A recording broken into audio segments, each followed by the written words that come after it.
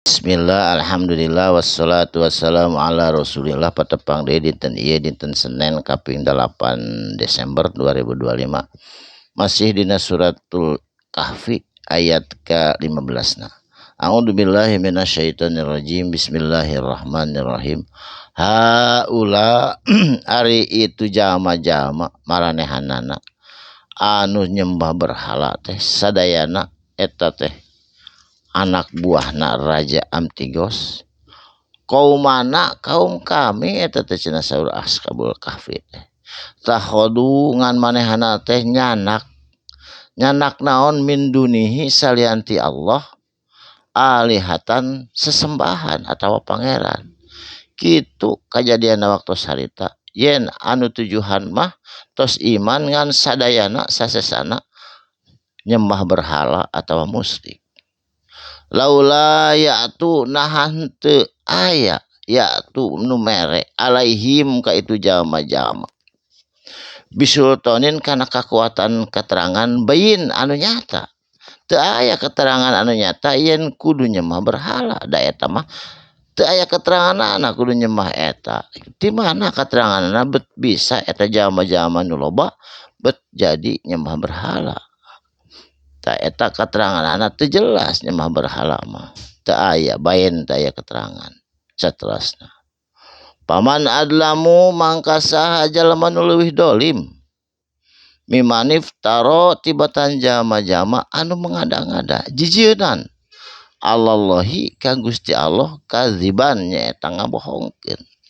Bohong nyembah berhala mah teu aya keteranganna. Ti mana eta nyembah berhala keteranganna? Teu aya eta mah karangan atanapi prasangka sendiri-sendiri ngacong-ngacong seuneu kana berhala seperti kitu eta teh. Teu aya tina keteranganna, teu aya bain, teu aya keterangan, teu aya anu nguatkeun kana eta keterangan. Saterusna. Wa idi tazaltumuhum jeung samang-samangsa ninggalkeun hum itu jalma-jalma nu tujuh nyata Ashabul Kahfi ninggalkeun saha rakyatna nu loba. Wa ma ya'buduna jeung naon perkara ya'buduna anu disembah ku itu Ashabul Kahfi nyaeta teu aya nyembah illallahi angin ka Gusti Allah kecuali ka Gusti Allah anjeunna mah nyembahna.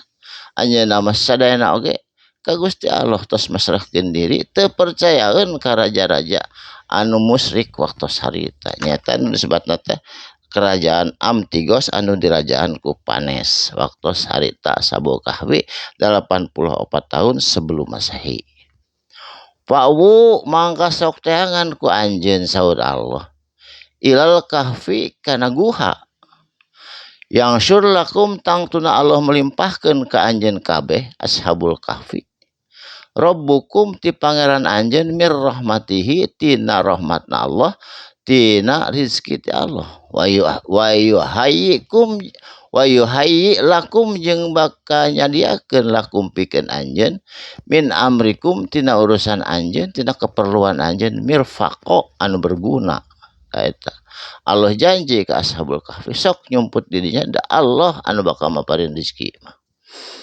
Saterusna ieu posisina guha kahfi teh palebah mana ieu posisi diterangkeun posisina di dieu. Wataro jeung samang-samangsa ningali asyamsa kana panon poe. Ida tolaat lamun mencorong terbit isuk-isuk tajawaru mangka aya posisina angkah fihim tina eta guha kahfi datal yamin aya di belah kanan condong di belah kanan tajawaru condong di belah kanan. Jadi mun aya di kanan mah berarti eta kahfi teh nya hareup ngalernya. Wa idza gorobat jeung di mana-mana gorobat magrib atawa terbenam matahari takriduhum ninggakeun itu panon poe kajama-jama kana kajama-jama nu aya di gua kahfi zata shimal aya belah kenca. Jadi lamun sore panon poe ninggalkeun aya belah kenca berarti nya hareup kaler eta posisi guha kahfi.